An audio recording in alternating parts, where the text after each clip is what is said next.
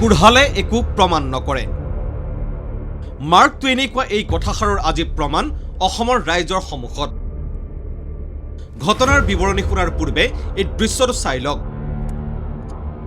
কামৰূপ জিলা আয়ুক্তৰ কাৰ্যালয়ৰ দৃশ্য এয়া। এতিয়া আহক মূল কাহিনীলৈ। কৰ্মযোগী, কৰ্মদক্ষ আৰু কৰ্মযজ্ঞত ডুব যোৱা বুলি দাবী কৰা এখন ৰাজ্যৰ এজন অপদাৰ্থ ARS বিষয়া এইজন মনজিত দাস।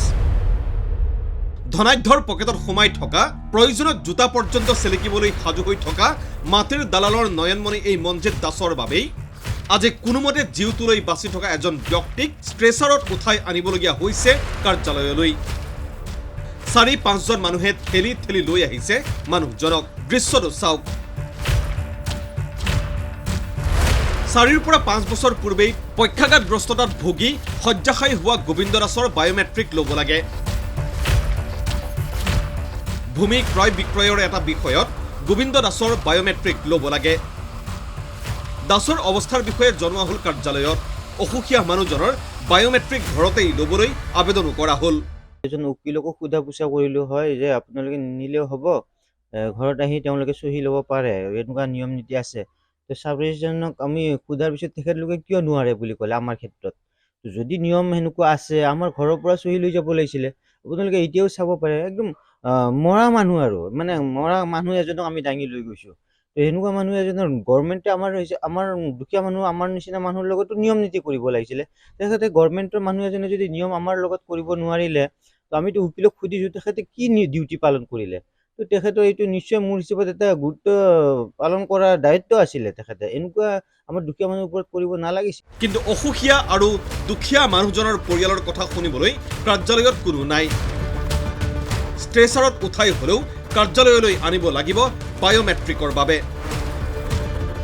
কথামতেই কাম, এদল হৃদয়হীন মানুহে কাৰ্যালয়ত বায়োমেট্ৰিক লৈছে গোবিন্দ দাসৰ। লৰচৰ কৰিব নোৱাৰা মানুহজনক টনা আজোৰা কৰি লোৱা হৈছে বায়োমেট্ৰিক। আজি প্ৰায় 5-6 বছৰ সৰু দুটা বেমাৰত ভুগি আছে, পেৰালাইচিছত। তেওঁলোক আহিছিলে আজি 4-5 দিন আগতে কৈছিলে যে চহী এটা লাগে। তেখেতলোকতো মই বহুদিন আগতে কৈছিলোঁ, দেউতা ভালে আছিলে তেতিয়া অলপমান। তেখেতলোকে কি নাহে, পইচাটো আমাক ক্লিয়াৰ দিয়াও নাছিলে, মাটি অলপ কিনিছিলে। এতিয়া মানুহটো মানে এনেকুৱা অৱস্থা হৈছে, মানে লাষ্ট পজিশ্যন হৈছে মানুহজনৰ। তেখেতলোকক মই ক'লোঁ দেউতা যাব নোৱাৰে। তেখেতে কৈছে নহয় যাবই লাগিব, নহ'লে মাটিখিনি আমি পইচা চব ঘূৰাই দিব লাগিব। তেওঁ মানুহজনক এনেকুৱা জোৰ জবৰদস্তি উঠাই নিছে। দেউতা অলপ হুচ আছে তথাপিতো কৈছে মই নাযাওঁ। উপায় নাই, তেওঁলোকে মানে জোৰ জবৰদস্তি টানি চুচুৰাই উঠাই লৈ গৈছে। অথচ মুখ্যমন্ত্ৰীয়ে কৈছিল কাৰ্যালয়লৈ আহিব নোৱাৰা ব্যক্তিৰ ঘৰলৈ গৈ বায়োমেট্ৰিক ল'ব লাগিব উপপঞ্জীয়কে। কিন্তু মুখ্যমন্ত্ৰীৰ কথাও নুশুনিলে এই মদগৰ্বী উপপঞ্জীয়কে। এতিয়া কি বুলি ক'ব এওঁলোকক, বিবেকহীন নে মতলবী? সংবাদ মাধ্যমৰ কেমেৰাত এই সমগ্ৰ ঘটনাৱলী বন্দী হোৱাৰ পাছত মুখ নুখুলে উপপঞ্জীয়কে।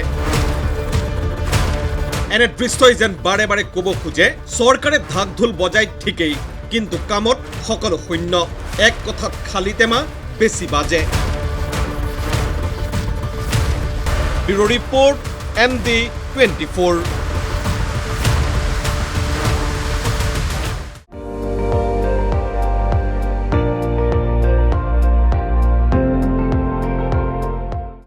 আপুনি চাই আছে ND24, সৰ্বশ্ৰেষ্ঠ নহয় সৰ্বোত্তমৰ দৌৰ।